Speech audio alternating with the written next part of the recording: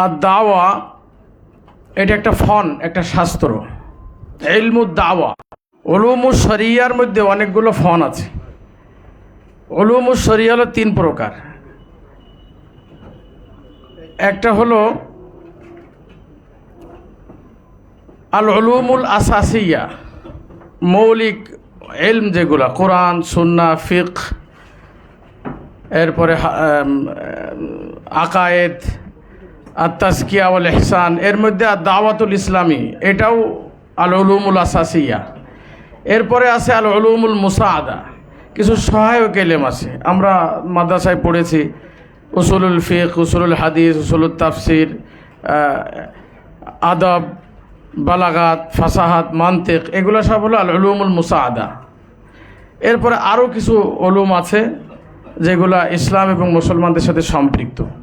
তো এই 3 প্রকার উলুমের মধ্যে দাওয়াটা হলো আল উলুমুল আসাসিয়া।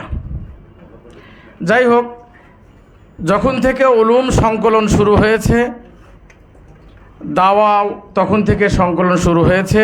দাওয়ার উপরে অনেক কিতাব আছে, অসংখ্য কিতাব আছে দাওয়ার উপরে, কিন্তু একাডেমিক কিতাব খুব একটা বেশি নাই। ডক্টর আহমদ গালুস, আজহারের একজন প্রফেসর, ওনার একটা কিতাব আছে দাওয়াতুল ইসলামে, এটা একটা একাডেমিক কিতাব। এরপরে ডক্টর আব্দুল করিম জাইদানের একটা কিতাব আছে উসুলুদ দাওয়া, এটা বাংলা হয়েছে, এটাও একাডেমিক কিতাব। কিন্তু একাডেমিক কিতাব আমি খুঁজেছি, কিন্তু খুব একটা বেশি যেটা দর্শে পড়ানো যায় দাওয়ার, এরকম কিতাব খুব একটা বেশি নেই। কুষ্টি ইসলাম ইউনিভার্সিটির প্রফেসর ডক্টর আব্দুর রহমান আনোয়ারি স্যারের কিছু কিতাব আছে, এগুলো একাডেমিক কিতাব, দাওয়ার উপরে খুব গুরুত্বপূর্ণ। তো দর্শে পড়ানো যায় এই রকম একাডেমিক দাওয়ার উপরে কিতাব খুব একটা বেশি নাই।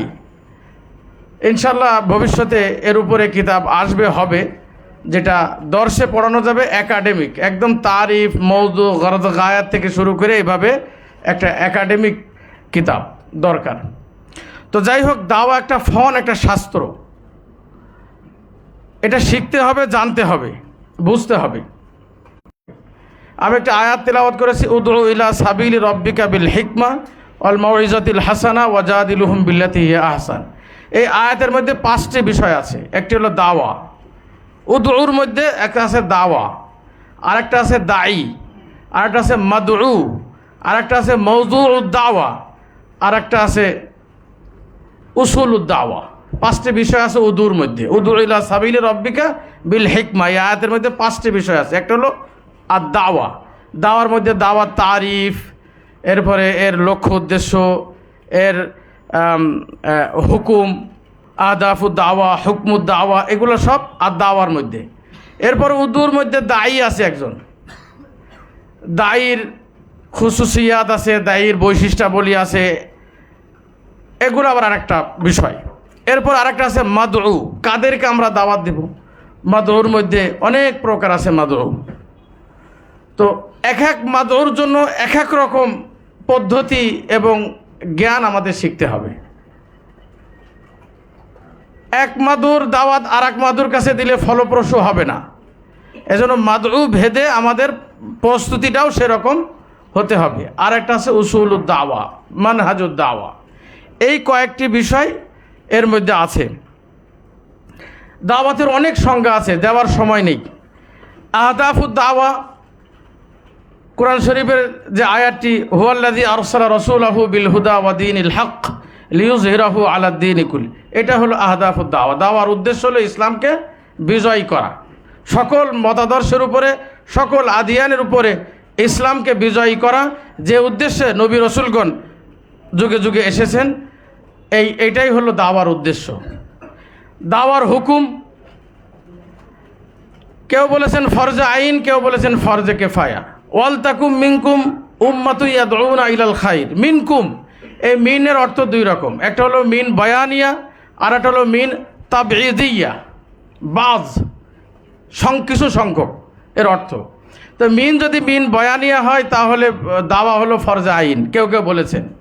আর মিন যদি মিন তাবঈদিয়া হয় তাহলে ফরজে কেফায়া। ফরজে কেফায়ার মধ্যে আবার একটা ব্যাখ্যা, আমার একটা কিতাব, অনুদিত একটা কিতাব আছে, অমুসলিমদের প্রতি দাওয়াত, হযরত মৌলানা মুফতি আতিক আতিক আহমদ কাসেমি নদওয়াতুল উলামার উস্তাদ, ওনার লেখা একটা কিতাব অমুসলিমদের প্রতি দাওয়াত, এটা বাংলাতে বের হয়েছে। উনি এর মধ্যে ফরজে কেফায়ার একটা ব্যাখ্যা দিয়েছেন যে ফরজে কেফায়া বলতে আমাদের জেহেন সাথে সাথে চলে যায় জানাজার নামাজের দিকে। তো জানাজার নামাজ এরকম 4-5 জন আদায় করে দিলে জানাজার নামাজ আদায় হয়ে যাবে, ফরজে কেফায়া আদায় হয়ে যাবে। তো আমরাও ধারণা করি হয়তো দাওয়াত ফরজে কেফায়া, এই অল্প কিছু লোক তবলিগের লোক কিছু দাওয়াতের কাজ করছে, হয়তো ফরজে কেফায়া আদায় হয়ে গেল। উনি ওখানে ব্যাখ্যা দিয়েছেন যে ফরজে কেফায়ার আবার ধরন আছে অনেক।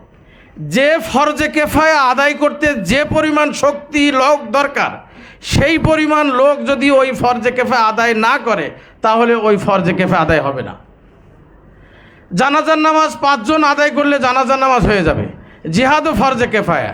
এখন 5 জন লোক যদি জিহাদ করে, এই জিহাদ কি ফরজে কেফায়া আদায় হবে? হবে না। এর জন্য ওই পরিমাণ লোক লাগবে, যেই পরিমাণ লোক দিয়ে বাতিলকে পরাজিত করা যাবে, সেই পরিমাণ লোক যদি এই ফরজে কেফায়া আদায় করে তাহলেই এই জিহাদ এবং দাওয়াতের ফরজে কেফায়া আদায় হবে।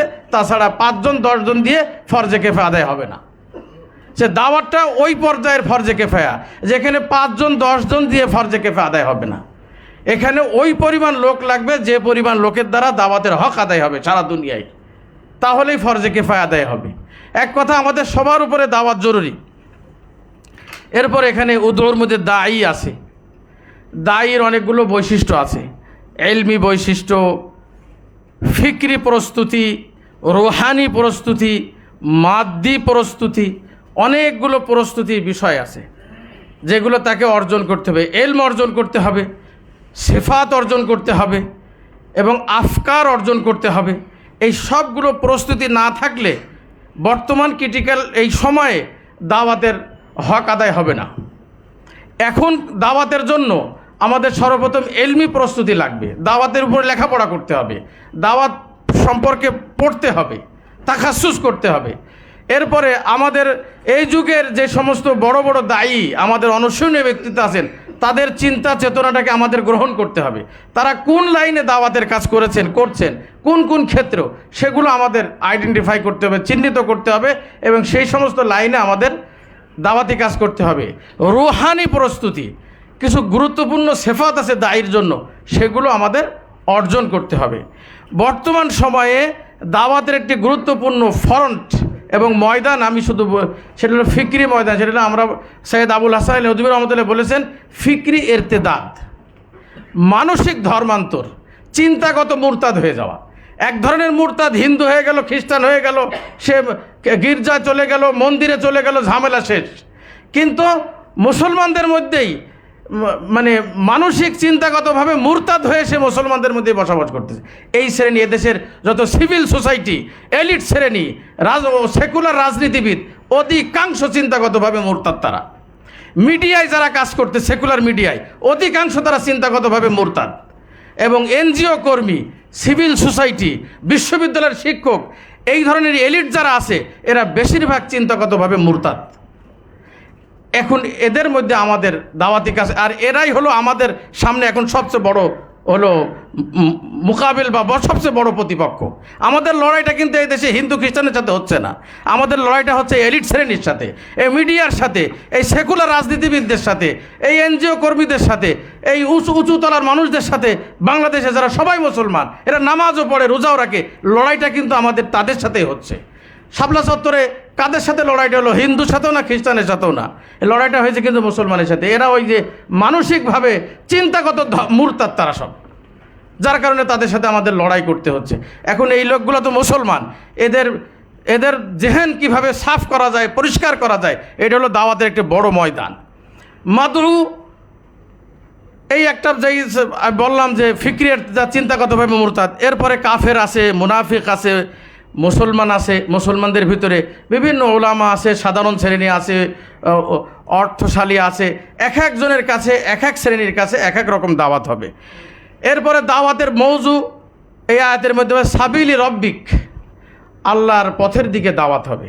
সাবিলি রব্বিক, এটা হলো মৌজু দাওয়া, কোরআন সুন্নাহ শরীয়তের দিকে দাওয়াত হবে, ইসলামের আখলাকের দিকে, ইসলামের নিজামের দিকে, ইসলামের ব্যবস্থার দিকে দাওয়াত হবে। আয়াতের মধ্যে বলা হয়েছে সাবিলি রব্বিক, যে আপনার রবের দিকে দাওয়াত দিন। এখন আমাদের দাওয়াত হচ্ছে সংগঠনের দিকে, দাওয়াত হচ্ছে ব্যক্তিগত ব্যক্তির দিকে, দাওয়াত হচ্ছে বিভিন্ন সিস্টেম ব্যবস্থার দিকে। কিন্তু আল্লাহ বলছেন দাওয়াত হইতে হবে রবের দিকে। এজন্য দাওয়াত ফলপ্রসূ হচ্ছে না, দাওয়াত এখন সংগঠনের হয়, দাওয়াত রবের দিকে দাওয়াত হয় না। যার কারণে এই ঝামেলাগুলো আমাদের মধ্যে, এই মারামারি কাটাকাটি এগুলো চলছে বিভিন্ন রকম।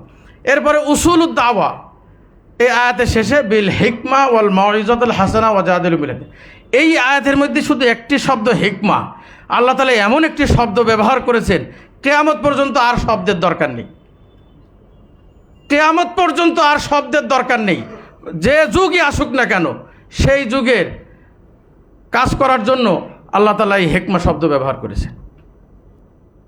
এবং হিকমার ব্যাখ্যা হলো আমাদের আকাবিরিন, আমরা যাদেরকে অনুসরণ করি, তারা যেই পথ পদ্ধতি আমাদের সামনে উপস্থাপন করেন, তারা যেই পথ পদ্ধতিতে কাজ করেন, সেটাই হলো হিকমা সেই যুগের। সুতরাং আমাদেরকে বড়দের অনুসরণ করতে হবে, আকাবিরদের অনুসরণ করতে হবে, তাদের দেখা পথ পদ্ধতি নিয়ে আমাদের এখন সবচেয়ে বড় হলো দাওয়াত একটা ফিকরি কাজ। ফিকরি ময়দানে আমাদের এই বুদ্ধিভিত্তিক ময়দানে কাজ করতে হবে। এর জন্য আমাদের ব্যাপক পড়াশোনা, গবেষণা, জানাশোনার প্রয়োজন আছে। ইনশাল্লাহ আরও পর্যায়ক্রমে আমরা এই সংগঠনের মাধ্যমে আর দাওয়া ওয়াল খিদমা বাংলাদেশ, এই সংগঠনের মাধ্যমে ইনশাল্লাহ আমরা আরও জানবো, লেখাপড়া করবো। আল্লাহ তাআলা আমাদেরকে এই কথাগুলোর উপর আমল করার তৌফিক দান করুন। আমিন ওয়া আখিরু দাওয়ানা আলহামদুলিল্লাহি রাব্বিল আলামিন।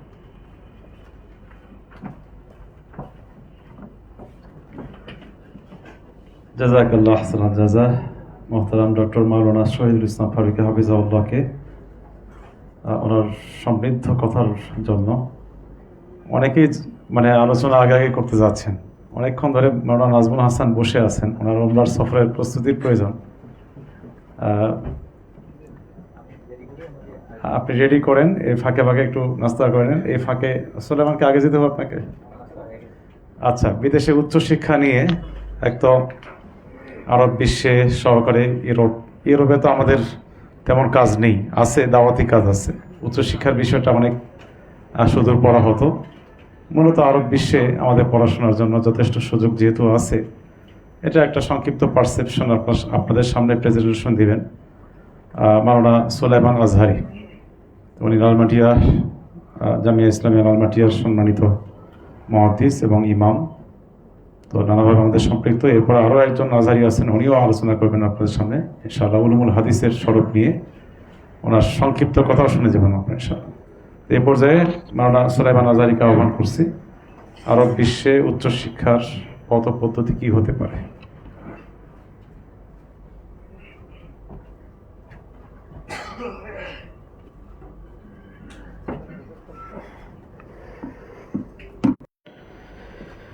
إن الحمد